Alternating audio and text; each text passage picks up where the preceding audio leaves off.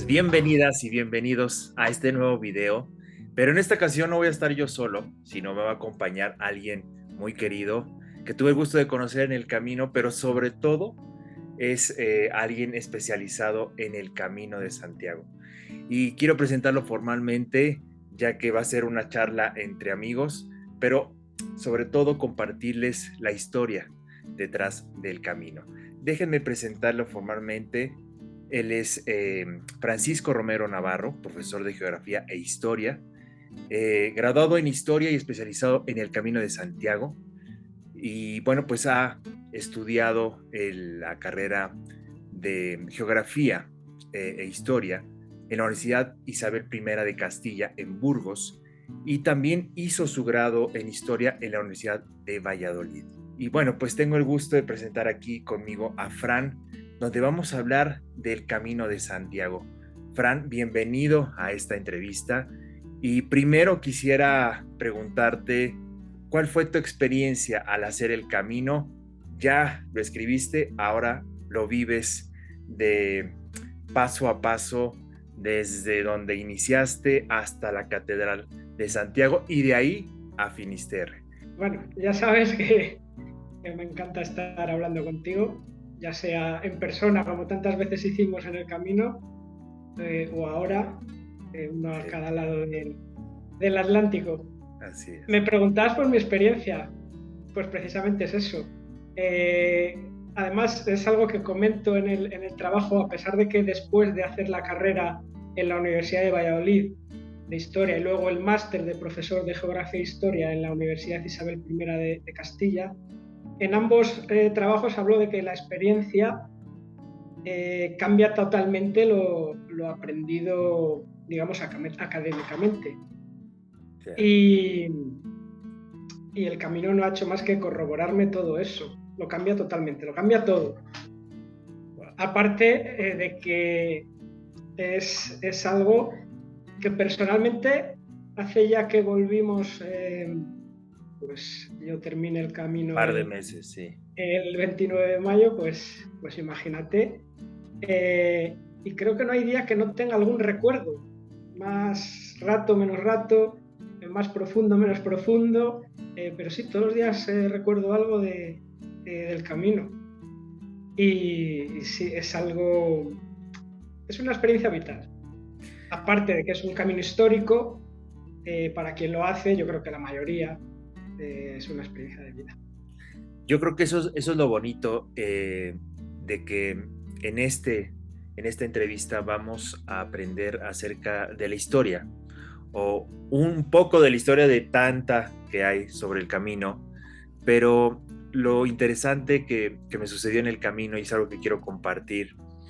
Yo recuerdo que antes de llegar a Pamplona y de ahí a Saint-Jean-Pied-de-Port, fui a una librería, fui a varias más bien, y empecé a buscar libros, guías, algo que me contara acerca del camino, que no fuera una guía, porque hay guías típicas que te van diciendo como un extracto de los puntos y de las etapas que iba a transitar, sino yo quería un poco más de historia, ¿no? Algo que no te cuentan muchas veces en las guías.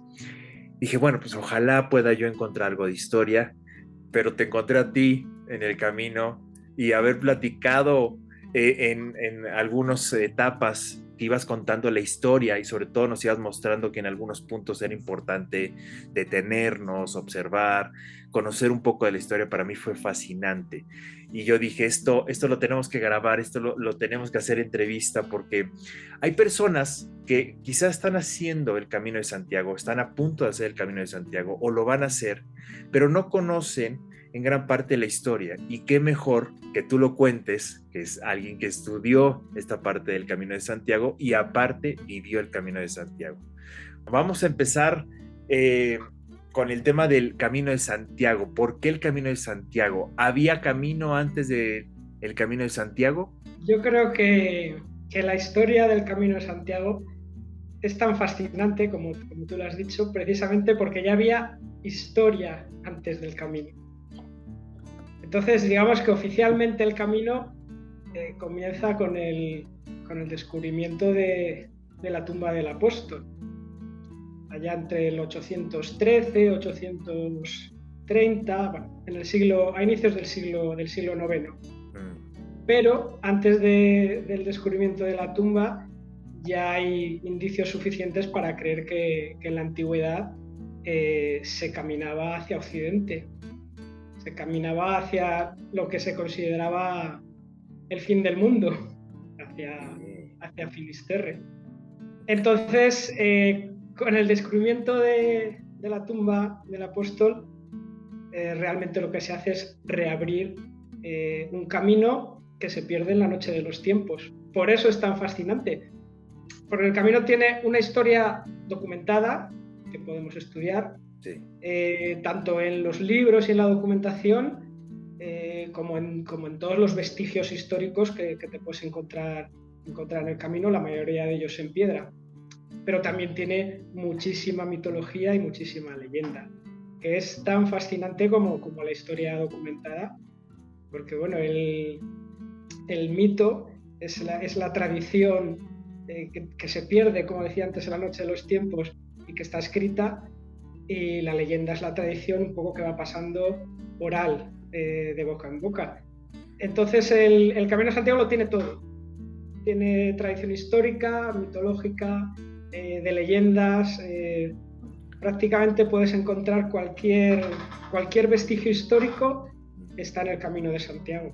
Por eso es tan fascinante, y por eso lo hemos hablado del camino. Es importante no hacerlo deprisa y corriendo de etapa en etapa, sino ir separando en los sitios por donde vas pasando y ir conociendo el lugar por el que pasas y por el que te vas parando, porque por ahí han sucedido muchísimas cosas y han pasado muchísimas personas. Sí. A lo largo ya no digo de los cientos de años, desde ese siglo IX que sería, sino posiblemente desde miles de años.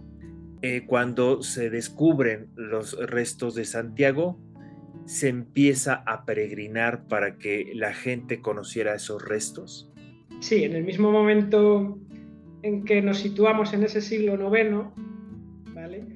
La península ibérica está más o menos en un 80% ocupada por el mundo islámico, y un eremita llamado Pelayo descubre una tumba paleocristiana, avisa al obispo de Iria Flavia, a Teodomiro, y este enseguida los reconoce como los restos de Santiago el Mayor, porque ya había una tradición que venía detrás, que decía que los apóstoles habían repartido la tierra conocida por entonces para predicar, y que Santiago había predicado en España.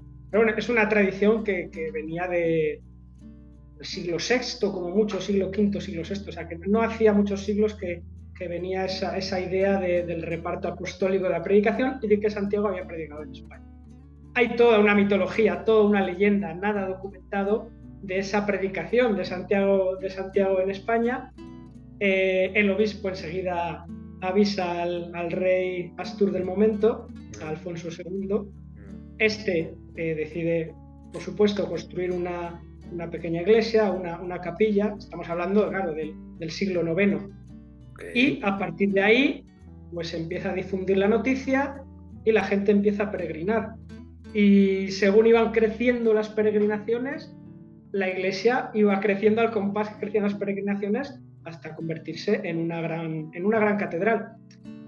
De todas formas, había caminos, la gente iba hacia la tumba del apóstol, pero un camino acotado, reconocido como el que más o menos conocemos hoy, con muy pequeñas variaciones, pues podemos datarlo del siglo XI, inicios del siglo XI, en torno al 1030, 1040, que ya cae el califato y ya se puede abrir un camino sin ese temor a las guerras que sucedían constantemente, a las racias, que eran entradas de guerreros de tanto musulmanes como cristianos en un lado y en otro, no solo musulmanes contra cristianos, sino también cristianos contra cristianos.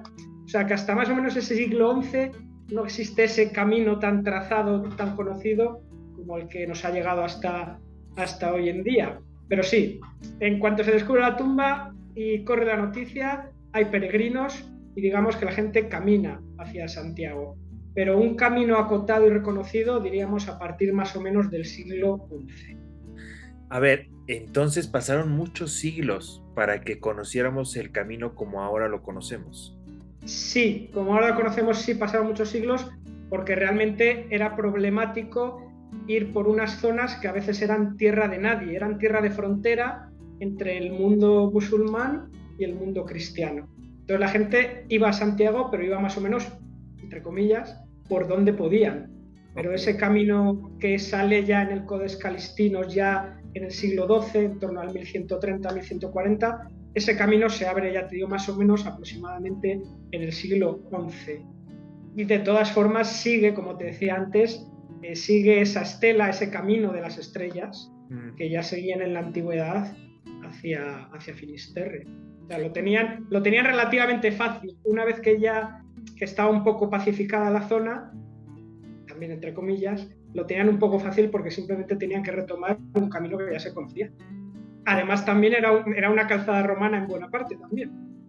Entonces, hasta que no termina, digamos, ese poderío musulmán, en creo que es el 1030 más o menos, la caída del califato de Córdoba, pues ahí ya empiezan a bajar los reinos cristianos, esa tierra de nadie ya es cristiana y ya, pues bueno, el camino ya transita con un poco más de tranquilidad, pues simplemente para construir puentes, para construir hospitales de peregrinos y se va trazando esa línea hacia Occidente. Digamos que esos antiguos hospitales empezaron a surgir en el siglo XI, siglo XII. Sí, los hospitales de peregrinos comienzan en el siglo XI. Sí. Ahora, se escucha y se lee en el camino, porque yo tuve la oportunidad de leer un extracto de un escrito del famoso Códice Calixtino. ¿Qué es el Códice Calixtino? Porque lo vamos a ver gran parte del camino con algunas frases que están talladas en quizá en alguna estructura, en algún puente, escritas también en parte de algunos albergues en los cuales llegamos, pero ¿qué es ese Códice Calixtino? Bueno, el Codex Calixtinus es un compendio de libros, aquí tengo el libro quinto del Códex, es un compendio de 5 libros, el último es el Liber, que hablan sobre Santiago Apóstol, cánticos sobre Santiago, el descubrimiento de la tumba, bueno, una serie de libros, y que posiblemente el que más nos interesa es el quinto, porque, aunque no es el único, podríamos hablar de otros para enlazar algunas teorías muy interesantes, pero en nuestro caso el libro quinto es la primera guía del peregrino, y estamos hablando del siglo XII, 1130-1114. Está atribuido, aunque no se sabe muy bien, a un monje francés, a Aymeric Picot, pero no está muy claro que sea él, al menos que sea el único que escribe el códex. ¿Fueron varios autores los que escribieron? Sí, es una de las teorías, no se sabe. En realidad lo único que podemos decir es que no sabemos muy bien a quién atribuírselo, aunque en principio se atribuye a este monje francés, a Aymeric Picot. El original está guardado en la Catedral de Santiago y describe todas las etapas desde Francia hasta Compostela. Es una guía donde habla de los hospitales, de las aguas de los ríos, de la calidad de los vinos, de las carnes, de las gentes. Es muy interesante porque, bueno, de cada lugar donde va parando, pues va definiendo un poco el sitio. Hay algunos sitios que los describe muy malamente, otros que los describe muy buenamente. Hay etapas imposibles, hay etapas que marca de 80, 90 kilómetros, pero realmente es la primera guía del peregrino y, salvo pequeñas modificaciones, pues es el camino que se sigue hoy hasta Compostela.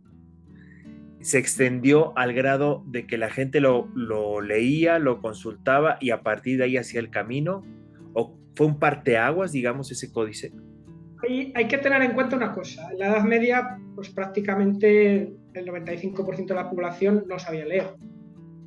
Entonces, es de suponer que el libro quinto, al menos, pues estaría seguramente en muchas parroquias, en muchos monasterios, y monjes o personas un poco más no digamos ya de la nobleza, pero bueno, que supieran leer, pequeños hidalgos, que tuvieran algunas nociones, pues sí que lo leerían y pasaría seguramente de boca en boca, como pasaba en la Edad Media. Es posible que incluso los juglares, los trovadores, pues lo leyeran en la hoguera en mitad de un pueblo. Y evidentemente animaba a la gente a hacer el camino, el conocer, aunque sea de voz. Evidentemente no lo podían llevar, primero porque sería carísimo y segundo porque no sabían leer. Pero de viva voz escucharlo, pues les podía dar una idea, incluso salían grupos de peregrinos de los pueblos, pues alguien, algún monje, alguien que supiera leer, pues podría incluso llevarlo. Pero desde luego es un documento que no tiene precio. De hecho, lo robaron, no sé cuándo fue, hace 10, 15, 20 años, lo robaron de la catedral y decían que era absurdo robarlo. Pero luego se demostró que era más para hacer daño digamos, al cabildo, porque era alguien que había trabajado con ellos, porque no se puede vender, porque no tiene precio. Para muchas personas que están viendo esta entrevista, pues se darán cuenta que hay muchos caminos hacia Santiago, pero hay uno, y creo que es el más antiguo, y se le conoce como el camino francés, porque parte desde Francia, ¿cierto? Sí, yo creo que es el camino por antonomasia, es el camino francés. Luego podríamos decir el camino de la costa, yo creo que también es, por antigüedad, es también importante, aunque seguramente el primero sea el francés.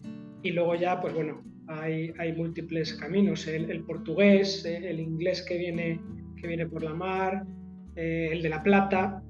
Pero bien, el más importante, el más conocido, sobre el que más se ha escrito, el que tuvo y tiene mejores medios, sin duda el camino francés.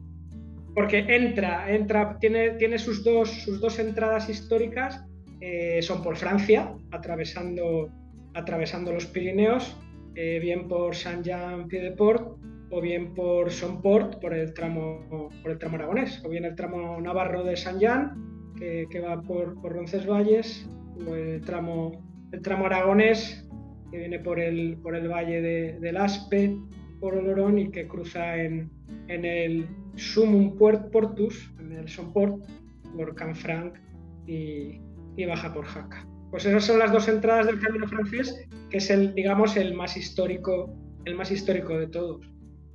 Fíjate, interesante porque quiero tocar ese punto respecto a dónde inicia el camino francés, y que hablamos, yo lo conocía, me acuerdo que cuando inicié el camino dije, pero voy a empezar donde toda la gente lo empieza, que es en Saint-Jean-Pied-de-Port, porque hay personas que lo empiezan en Roncesvalles, o sea, no se quieren aventar la aventura de cruzar los La gran etapa que tuvisteis, ¿verdad? De Saint-Jean a Roncesvalles, gente que se la salta. Es la más pesada, creo que de todas, pues. Pero digo, ya comprendí por qué la gente se lo salta. Pero lo curioso es que cuando te encuentro y empezamos a platicar, me hablas de Somport, me hablas de un punto al cual yo no conocía y que es poco conocido quizá para la mayoría de los peregrinos, pero también porque le han atribuido un nombre que le llaman el Camino Aragonés, cuando en la plática que hemos tenido, pues Camino Aragonés no es, sino es parte del Camino Francés. Es una forma de equivocar a la gente. Decir Camino Aragonés, que sería un camino, y Camino Francés, que sería otro, de Roncesvalles. Los dos son el Camino Francés, tanto el que entra por Saint-Jean-Pied-de-Port, Roncesvalles, como el que entra por Aragón, sería tramo navarro, el Camino Francés, y el tramo aragonés. Es muchísimo, infinitamente más conocido el tramo de Navarro, el que entra por Saint-Jean-Pied-de-Port. Yo diría que el 99% que hace el camino francés va por ahí porque es el más conocido. Ok. Ahora, ¿por qué consideras que Somport es más antiguo, o por qué consideras que pues, es importante hablar de él? Tengo varias ideas al respecto, porque Somport es más antiguo. Algunas un poco, digamos, mitológicas, más como diríamos de leyenda, que podrían ser o no. Pero Ya si nos vamos a los documentos, en el códice que te enseñaba antes, en el libro quinto del Códex, yo creo que da un dato muy importante para pensar la importancia que tendría la entrada por Somport como para considerar que es la más antigua de todas. Si quieres te la leo. Nada. Mira, es el capítulo 4 del libro quinto. Este capítulo lo titula Aymeric Picot, o quien lo escribiere, de los 3 hospitales del mundo. Y dice así: el Señor instituyó en este mundo 3 columnas muy necesarias para el sostenimiento de sus pobres, a saber, el Hospital de Jerusalén, el de Montjuïc y el de Santa Cristina, que está en el Somport. Estos 3 hospitales están colocados en sitios necesarios. Son lugares santos, casas de Dios, reparación de los santos peregrinos, descanso de los necesitados, consuelo de los enfermos, salvación de los muertos, auxilio de los vivos. Así pues, quien quiera que haya edificado estos lugares sacrosantos, poseerá sin duda alguna el reino de Dios. Aquí está nombrando 3 hospitales: el de Jerusalén, el de Montjuïc, que va camino de Roma, y el de Santa Cristina, camino de Compostela. Las 3 grandes peregrinaciones de la cristiandad: Jerusalén, Roma y Santiago. Y de los 3 hospitales que nombra, el que nombra para Santiago es el de Santa Cristina, el de Somport. Entonces, da una idea de la grandiosidad que debió de tener este hospital. Hoy en día apenas quedan el basamento de unos pocos restos que se pueden ver según vas bajando del puerto, más o menos a 1,5 kilómetros del puerto, así. Y es uno de los hitos que me hace pensar que el Somport es el paso más antiguo en ese camino francés que entraba por Roncesvalles o por aquí, por Canfranc y por Jaca. Pero es que aquí podría extenderme muchísimo más, porque este camino entra por el río Aragón, que da nombre a la comunidad. El camino termina en Finisterre, termina en Lara Solís. Sabemos bien la toponimia de Lara Solís, es un altar al sol que descubrieron los romanos, que habían hecho en la antigüedad. El camino empieza en Somport por el río Aragón, que no se sabe muy bien la toponimia, aunque hay varias teorías. La mía es que quizás tenga que ver con ese Lara Solís, ese río Aragón, aunque puede que sea una teoría un poco aventurada. Y ya para terminar con por qué el Somport creo que es más antiguo. No en el libro quinto, sino en otro de los libros del Códice, habla de Carlomagno abriendo camino hacia Santiago por la zona de San Jan y de Roncesvalles. Entonces da esa idea de que los franceses, ¿por dónde van a ir? Una vez que saben que Carlomagno, el gran rey franco, ha entrado por allí, ¿por dónde van a ir los franceses cuando van a Santiago? Pues principalmente por la entrada por donde fue Carlomagno, claro, que no deja de ser también otra leyenda más en el camino. No está para nada documentado que anduviera Carlomagno por ahí abriendo camino para que la gente caminara hacia Santiago. Pero, como venía así escrito en el códice, todo hace pensar que cualquiera que viniera del reino de los francos querría entrar por donde entró Carlomagno. Esto es por Roncesvalles. Estamos haciendo el camino de Santiago, pero en realidad he descubierto, conforme iba caminando contigo y con lo que yo iba viendo escrito, que Santiago no se llama así, ¿cierto? No, Santiago es Jacobo.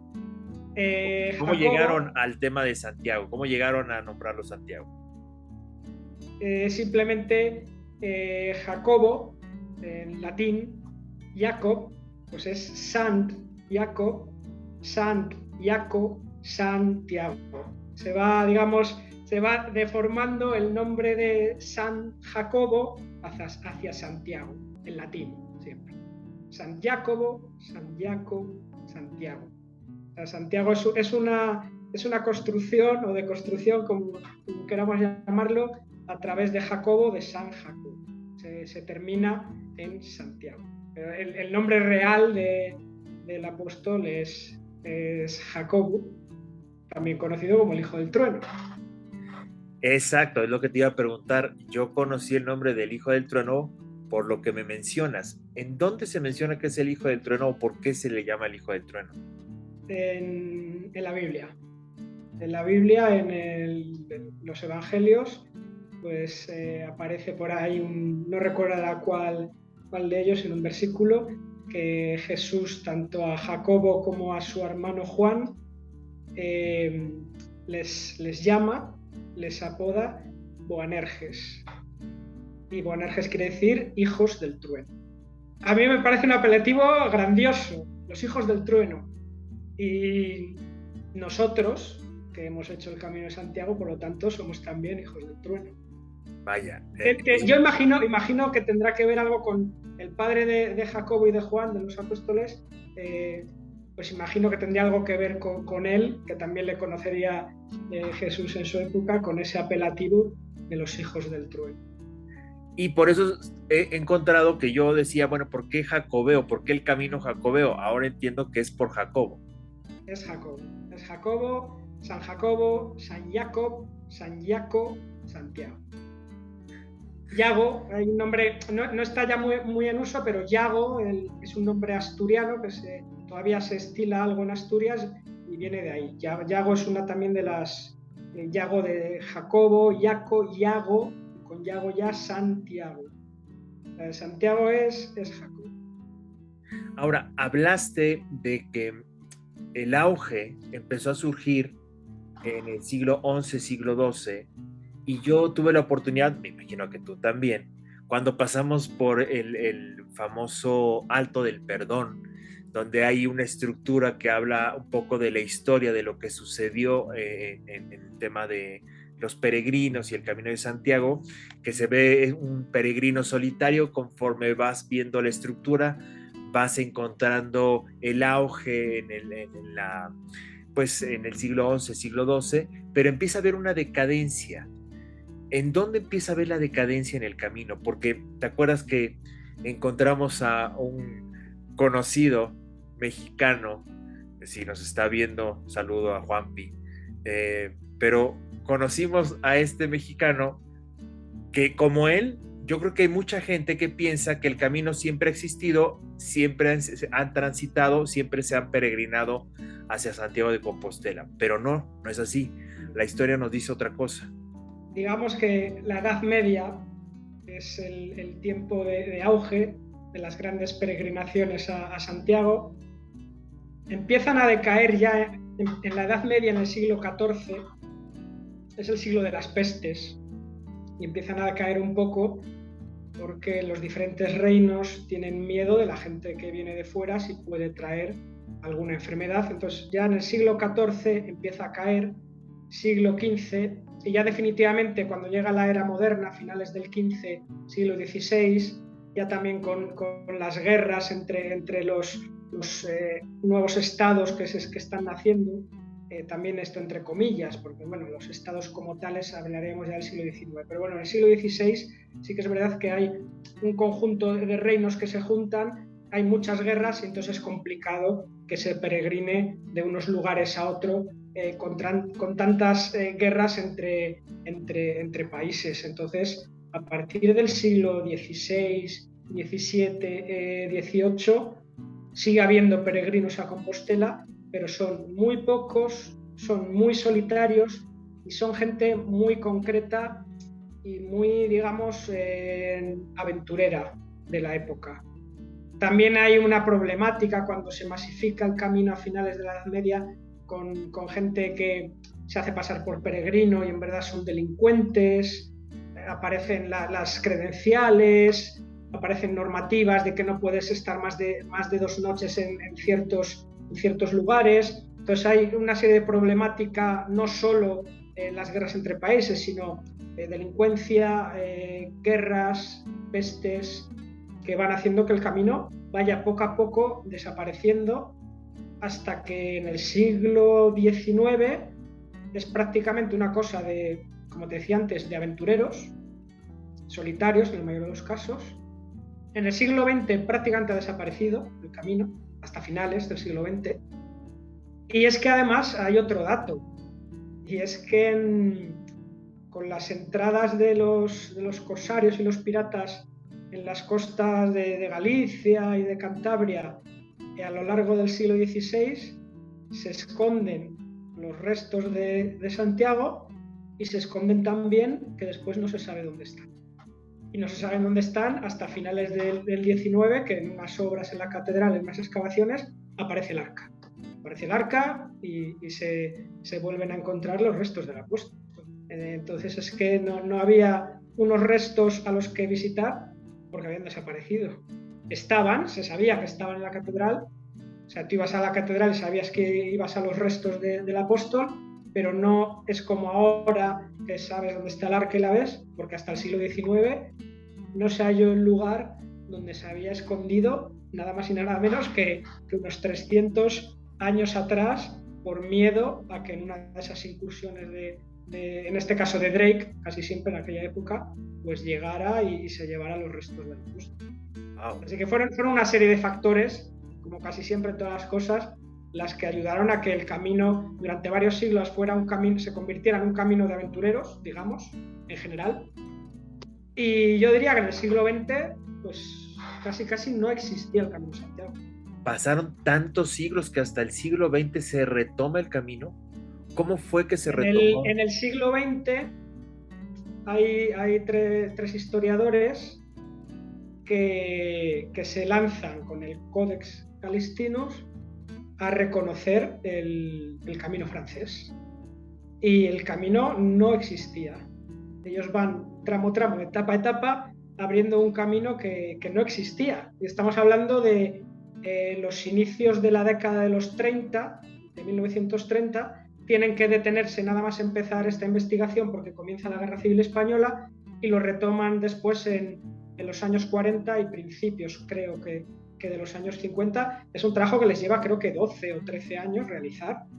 Realizan todo el camino. Tengo uno de los tomos que, gracias a ellos, posiblemente tenemos el Camino de Santiago hoy en día. Son Luis Vázquez de Parga, La Carra, y Juan Uría Ruiz. Este es el primer tomo de los tres, Las peregrinaciones a Santiago de Compostela. Son 3 tomos más o menos de este tamaño.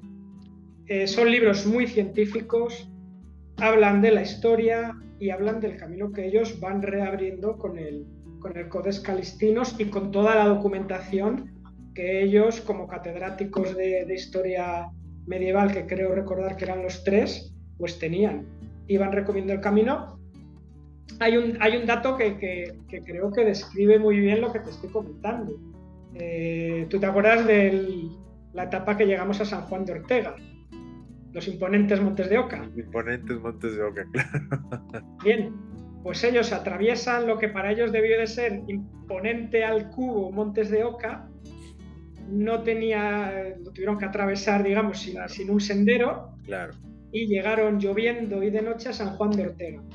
Y en San Juan de Ortega solo había un monje custodiando el monasterio y la iglesia y absolutamente nadie más. Y este monje cuenta que cuando los vio llegar en mitad de la noche y de la lluvia, pues se asustó un poco a ver de quién está llegando y les comentaba que él jamás había visto pasar un peregrino en los años, desconozco cuántos, pero bueno, en los años que llevara ahí en el monasterio. Solo es que darte cuenta de que cuando nosotros llegamos a San Juan de Ortega puede haber 300, 400, 500 personas. Pues cuando de Parga, La Carra y Uría llegan a San Juan de Ortega, solo encuentran a una persona, que es el monje que reside allí en el monasterio del monje constructor también, que era San Juan de Ortega, discípulo de Santo Domingo de la Calzada. O sea, por lo tanto, el camino está totalmente olvidado a mediados del siglo XX. Una vez que ellos hacen estos libros, el camino se recupera, aunque no se empieza, digamos, a caminar otra vez hacia Compostela hasta que en España vuelve la democracia, se abre otra vez a Europa y más o menos en la década de los 80 el camino empieza otra vez a tomar el pulso y en los 90 ya tiene más o menos esa capacidad que le vemos ahora de llevar la gente hacia Santiago y hacia Finisterre y Musia. Fíjate qué interesante porque, o sea, tuvieron que pasar ahora todavía más años después de que ellos hicieron todo este trazado, que se perdieron, me imagino, los senderos, empezaron a caminar por donde ahora nosotros caminamos y empezar a trazar aquello que ya estaba perdido. Pero me dices que fue, o sea, si terminaron en los 40, hasta el año, los años 80 y 90 se retoma, que no sé, lo siento como una versión actualizada, pero metiendo obviamente historia, ¿no? Del Códice Calixtino, pero ya con estos grandes historiadores. Como si se repitiera la historia, pues, o sea, ¿no? Tomaran eso y lo actualizaran.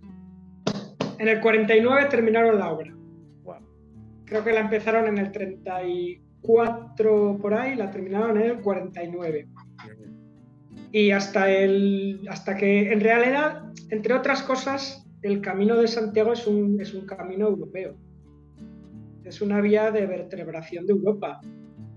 El comercio que hay a través del camino, tú lo has visto actualmente, pero en la Edad Media debía ser tan importante como ahora. Es una vía de vertebración europea y España, hasta que no llega la democracia, está, no voy a decir totalmente cerrada a Europa, pero casi.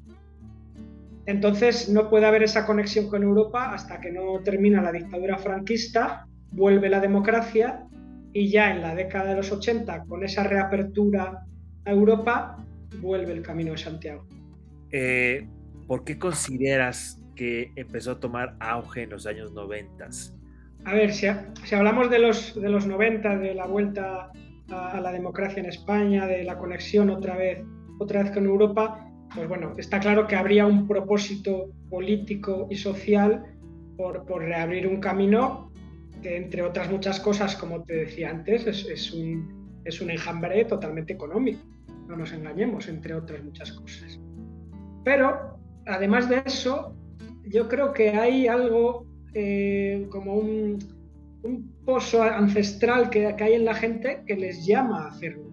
Porque por mucho que haya un propósito de político, social, económico, de lo que quieras, si la gente no se anima a hacer algo tan ilógico como ponerse a caminar sin más, pues 500, 600, 900, 1000 kilómetros, pues no va a tener ningún éxito. Y sin embargo, ya vemos cómo lo tiene, que en Compostela se están planteando poner una tasa, no sé si al peregrino o al turista, porque realmente están desbordados. El camino desde los 90 va increciendo de una manera, yo diría que incluso peligrosa, y le acuñaría la frase de morir de éxito. Porque bueno, tú ya lo sabes, igual que yo, que hay lugares que están totalmente masificados.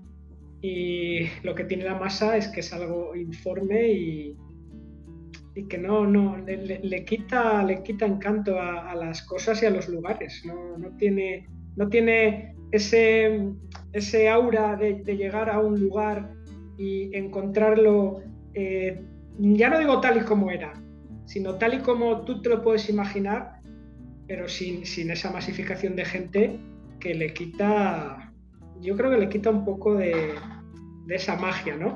que tiene el camino. Entiendo que es difícil, ese equilibrio, dónde lo buscas, cómo lo buscas, para que el Camino de Santiago no esté olvidado, perdido y abandonado, pero por otro lado no llegues a un pueblo de 100 habitantes y tengas a 300 peregrinos apilados en 4 o 5 albergues y la gente corriendo para llegar al albergue, que no tiene ningún sentido, aparte de que yo creo que ese no es el Camino de Santiago, ni es el propósito de caminar hacia Santiago o hacia Finisterre. Fíjate que, digo, yo lo vivimos juntos, junto con Fabiola, que también nos acompañó, pero el hecho de ver en los últimos kilómetros, en los últimos 100 kilómetros, esa masificación, se va perdiendo el espíritu, ¿no? del peregrinaje. Sí, se pierde el espíritu, y ya no solo por la masificación, que yo creo que es lo primero negativo, sino porque la gente camina de una forma que no es la del peregrino. eso de levantarte en el albergue y encontrar 50 mochilas para que lleguen las furgonetas y te las lleve al siguiente punto al albergue para que tú vayas caminando tranquilamente sin nada a tus espaldas, más que una botellita de agua, una pequeña mochila, pues no tiene ningún sentido, más allá de alguien que realmente no pueda cargar con una mochila porque esté mal físicamente, y tú también los vistes, y además a peregrinos de larga distancia, que eran gente mayor, que hacía lo que podía, bien. Pero bueno, también viste lo que pasaba a partir de Sarria, de esos grupos de gente que iban poco más o menos que de charla por el camino, entre las mochilas las llevaba a una furgoneta. Bueno, pierde espíritu, pierde autenticidad, pero por otro lado, un día pensándolo, da ese contraste, ¿no? De un poco el peregrino, que es, digamos, que como que el camino le ha llamado de alguna forma no racional, y el turista que simplemente ve el camino como algo divertido, algo que hacer con el grupo de amigos y pasárselo bien, y que va eso, a hacer sus 4 o 5 etapas, que le sellen, decir hecho el Camino de Santiago y ya está. Fíjate, ahorita escuchándote, yo lo decía en un video, ¿no? De las cosas que no te dicen del camino, y yo hablaba de que una cosa son los peregrinos y otra cosa son los famosos turigrinos, como ahora le llaman. Y lo que ves en esas masificaciones son turigrinos, gente que puede cargar su mochila, o sea, que son mucho más jóvenes que nosotros. Pero cuando decimos que se va perdiendo eso es porque vas encontrando gente fumando, charlando, así, prácticamente tapando todo el sendero.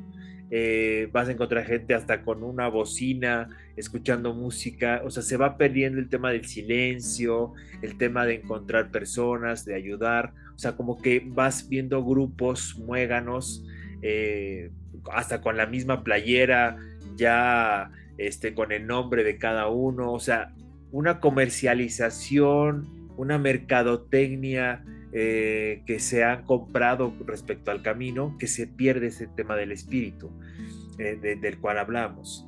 Y bueno, pues eso también se vive y es parte del camino, ¿no? Si recuerdas que unas de las empresas, ¿te acuerdas que había varias para llevar las mochilas?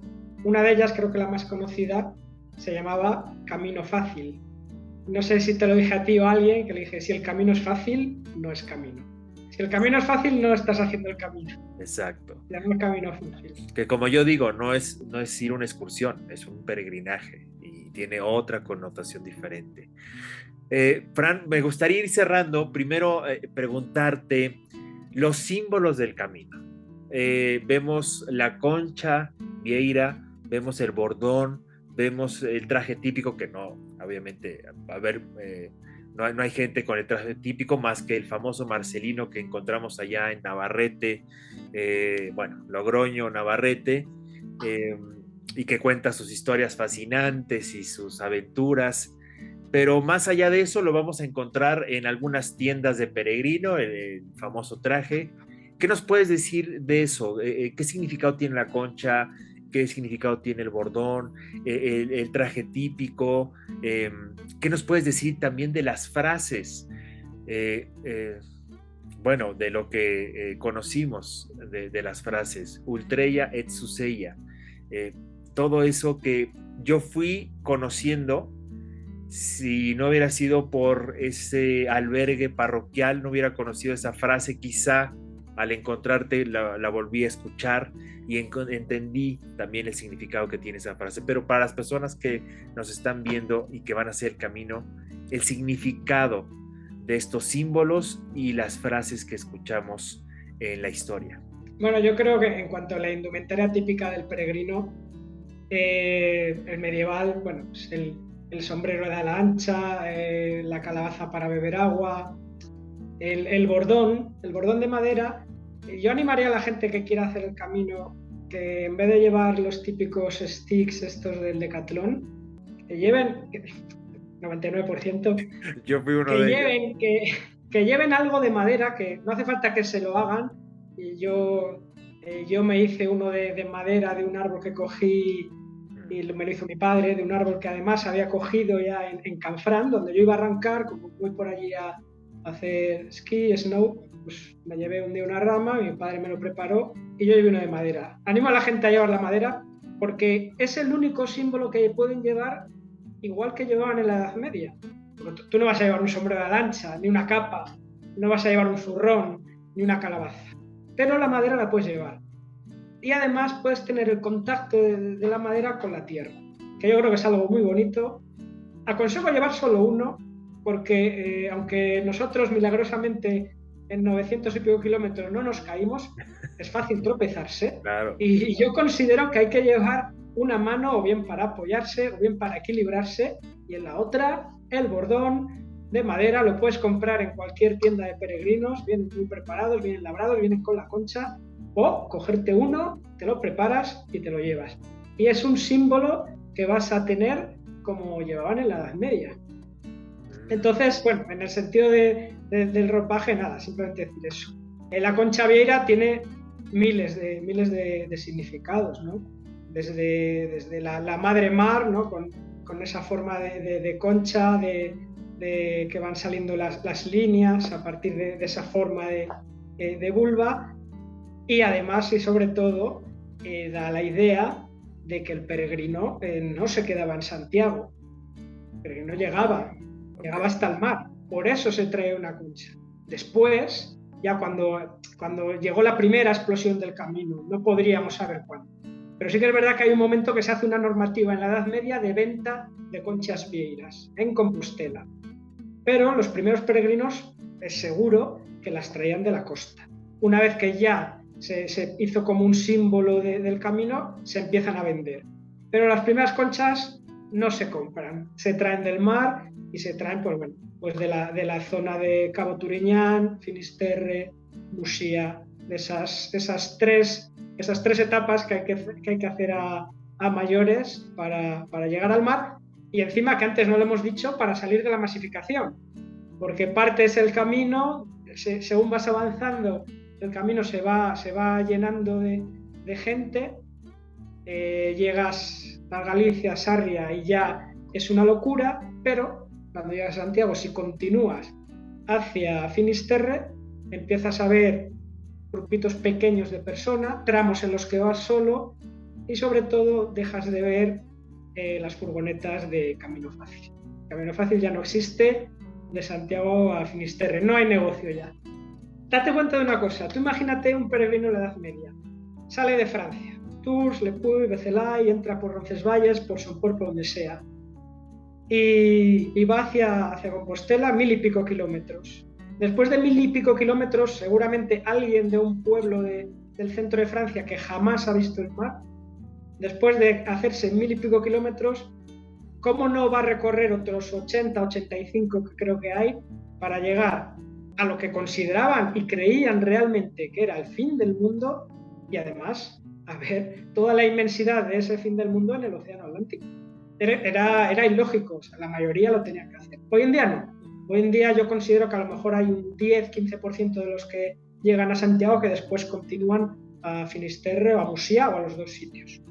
Por eso yo animo a la gente a hacerlo, quien tenga tiempo, porque también entiendo que estamos hablando ya del camino largo, a partir de los Pirineos mes y pico. Claro, o sea, a mí me pasó que por tiempo no pude llegar a Finisterre, Muxía, pero evidentemente que lo voy a hacer, pues evidentemente que voy a hacer ese tramo porque sí quiero experimentar el poder llegar a esos puntos. Eso es en cuanto a los símbolos, pero también las frases. Conocí una frase que es de Ultreya et Suseya. ¿Qué significado tiene esta frase? ¿Por qué es importante? Creo, va a ser difícil que lo explique yo mejor que lo explicaron en el albergue, creo que era de Logroño, del vídeo que vi, creo que era la quinta o sexta etapa tuya, el vídeo de Logroño. Entonces, yo la explicación que pueda dar no creo que llegue a la altura de la que da el hospitalero, ¿era, verdad? Sí. El hospitalero de ese albergue, pero sí, Ultreya et Suseya, el ultra es más allá, hacia adelante, y más allá y más arriba. Entonces yo creo que se puede interpretar un poco. Estamos hablando de un latín, de unos sufijos, el ella, el ultra, que es más allá, pero yo lo interpretaría como hacia adelante, hacia Santiago, Ultrella, más allá, hacia Finisterre y más arriba de una forma, digamos, espiritual, ¿no? O sea, no solo tienes que llegar a Santiago o hasta Finisterre si quieres, sino que ese caminar no solo es físico, hacia adelante, sino que es espiritual, hacia arriba o hacia adentro, como queramos llamarlo. Pero sí, igual que ahora se dice buen camino, cuando te cruzas con un peregrino, la media se decía Ultrella, es su sella. Sí, vaya que para mí fue una experiencia conocer esa frase. Ya la había escuchado antes, pero cuando llego a esta cena comunitaria con este hospitalero, y empieza a contar la historia y el significado que tiene esa frase, para mí fue magnífico. Después ya la cantamos y bueno, hicimos ahí como todo un convivio, pero realmente me llenó, ¿no? Como retomamos otra vez el tema del espíritu peregrino, independientemente de si eres creyente o no, pero el hecho de ver el significado que tenía en ese entonces la frase y que la retomamos ahora y encontramos ese significado, para mí es muy importante. Entonces te quería preguntar, sobre todo desde tu experiencia, el significado que también tiene para ti esa frase. Bueno, Fran, ¿qué puedes decirnos? ¿Qué cosas te gustaría decirnos en esta última parte de la entrevista? Y sobre todo, invitar a las personas a hacer el camino, porque es importante. Yo sé que el camino te llama y me gustaría que nos contaras tu anécdota del metro allá, creo que fue en Madrid, donde te encontraste a este personaje. Platícanos de esa anécdota. El camino te llama. Realmente a mí hay gente que me dice, ay, pues no sé si hacer el camino, tal cual. Digo, mira, el camino es algo irracional. Tú sabes que tienes que hacer el camino y lo haces y ya está. De hecho, yo, mientras hacía la carrera de historia, no sabía prácticamente nada sobre el Camino de Santiago, pero me llamaba el Camino de Santiago. Cuando salió el listado de los trabajos de fin de carrera, las posibilidades que teníamos de hacer, y salían, pues éramos 50, creo, en las dos clases que teníamos, había 50 trabajos y había 50 a elegir, y yo el primero, cuando vi el Camino de Santiago, fue el primero que puse en mi lista de 50 trabajos, fue el que me dieron, fue el que hice. A partir de ahí comencé a conocer la parte histórica, aunque a mí el camino me llamaba como algo ilógico, como algo ancestral, atávico sería la palabra, como algo atávico. Y con estas anécdotas tengo infinidad de ellas, muchísimas, tanto en el camino, que ya conoces alguna, el famoso perro negro, como antes de hacer el camino también tuve muchas anécdotas o curiosidades o casualidades, no sé, llámalo como quieras. En este caso, yo es un libro que recomendaría porque es buenísimo, Camino de las Estrellas, de Edward F. Stanton. Edward F. Stanton es un profesor de universidad de literatura española en Estados Unidos, creo que en Nueva York. Okay. Y vino a hacer, en un momento de su vida de cambios y de problemas, pues se vino a hacer el Camino de Santiago, y 4 o 5 años después escribió sus experiencias en este libro. Pues yo este libro lo iba leyendo en el tren de alta velocidad, que va de Valladolid a Madrid. Y más o menos, llegando a Madrid, hace una descripción de lo que hemos hablado antes, del peregrino medieval, del clásico, del bordón, del sombrero, del de la capa. Hace una descripción que recuerdo perfectamente, que me puso los pelos de punta de lo bien que lo había hecho. Parecía una descripción perfecta, calcada, clavada. No, había leído ya bastantes libros. Pues este era uno más y me pareció la mejor descripción que había leído de un peregrino, además de que realmente me pareció algo muy, muy bonito como lo hacía, además de que la descripción era buena, era bonita la descripción. Llegué a Madrid, bajé del tren, subo las escaleras y lo primero que me encuentro en las filas de asientos donde la gente espera mirando las pantallas para ver cuándo sale su tren, en la primera silla en la primera fila, había un peregrino con la indumentaria exacta que yo acababa de leer en Camino de las Estrellas. De hecho, yo iba caminando saliendo de la estación y me iba dando la vuelta porque no daba crédito. ¿Cómo es posible que acaba de leer la descripción perfecta de un peregrino medieval y a los 5 minutos me la haya encontrado nada más entrar en la estación con el bordón, con el sombrero, con un sayo antiguo, un hombre mayor que tendría alrededor de 75, 80 años? Y esta es una de las casualidades que me han ido surgiendo a lo largo de mi historia con el camino. La verdad es que el camino te llama y realmente tienes que tener ese deseo, esa pasión por hacerlo, porque no es nada fácil.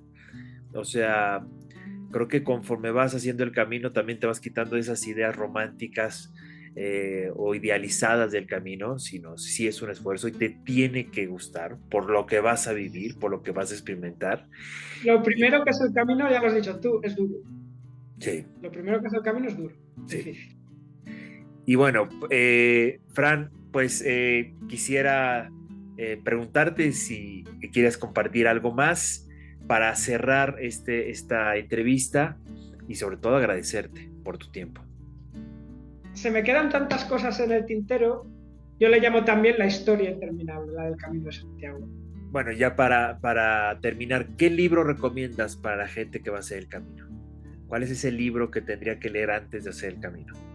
Yo creo que para no darle un libro muy científico y que sea un poco difícil de leer, como podría ser, por ejemplo, te decía, Las peregrinaciones a Santiago, que son libros muy, muy científicos, muy complicados, muy largos, aunque son fascinantes, yo les recomendaría precisamente Camino de las Estrellas. Okay.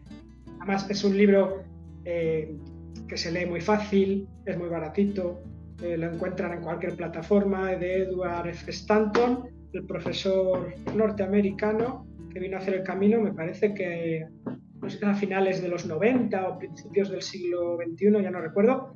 Es un libro fascinante y describe todo el camino desde Roncesvalles, como la mayoría, desde Saint-Jean-Pied-de-Port, en este caso como tú, y es un libro fascinante que describe todo el camino y además creo que llega hasta Musía, en este caso.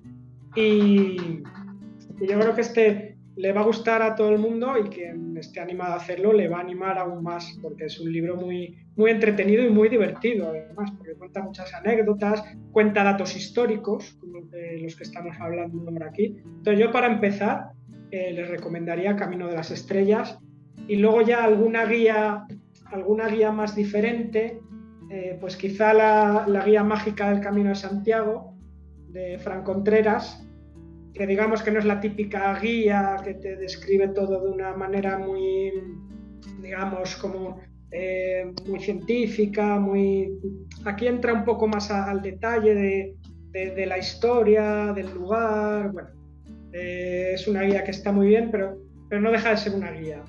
Yo, para empezar, para animar a la gente, Camino de las Estrellas, de Edward F. Stanton. Y otro librito que está muy bien y que se lee enseguida y que te va a ayudar a comprender un poco el camino en su ámbito más heterodoxo, no tanto como un camino cristiano, que lógicamente también lo es. En este caso os recomendaría La muerte y el camino de Santiago, de Mariano Fernández Urresti, que es un historiador de la Universidad de Cantabria. Es un libro también que se lee muy bien, tiene exactamente 143 páginas, okay, y explica el camino de una forma mucho más, digamos, más abierta a otros puntos de vista que el más conocido, que es, bueno, pues ya sabemos, el camino un poco cristiano católico, que ya te digo que también lo es, tiene su parte, pero también tiene su parte, digamos, heterodoxa del camino, como muchos de los que hemos ido por el camino, que nos consideramos como tal, nos consideramos heterodoxos. Y eso en la Edad Media ya se sabía, que el camino se abría a todos, no solo a cristianos. Ok. Hay una cita que ya te leeré, creo recordar que es de la Preciosa de Roncesvalles, que habla de ese camino que se abre a todos, que es también donde está el cántico de Ultrella et su seña. Pues Fran, muchas gracias por este tiempo que nos das, por todo lo que compartiste en esta entrevista. Estoy muy contento de que nos podamos volver a ver eh, en pantalla, aunque sé que nos mensajeamos, pero volvernos a ver y volver a recordar esos momentos y esas partes de la historia que tú nos contabas durante el camino. Te agradezco por tu tiempo y te agradezco por compartirnos esto. Muchas gracias a ti. Un saludo a todos y a todas, ya sean de México, de España, de donde vean estos vídeos. Animarles a que si tienen esas ganas, pues el momento va a llegar de que hagan el Camino de Santiago y seguiremos hablando sobre el camino y volveremos al camino. Claro, por supuesto, ya tenemos ahí pendiente nuestro regreso al camino, otro camino, que será el del norte. Y bueno, así como tú vas a experimentar, me imagino que la etapa de Saint-Jean-Pied-de-Port hasta Puente la Reina, También. yo voy a experimentar el camino de Saint-Port hacia Puente la Reina, a ver qué me dice ese camino. Te va a encantar. Es el camino del Grial y yo también tengo muchas ganas de pasar por esa gran primera etapa de Saint-Jean-Pied-de-Port a Roncesvalles. Pues ahora sí que Ultrella et Susella. Pues gracias por vernos, por escucharnos, a todas y todos por este tiempo que estuvieron escuchando y viendo esta charla. Ahora sí que nos despedimos y les decimos buen camino a todos y todas.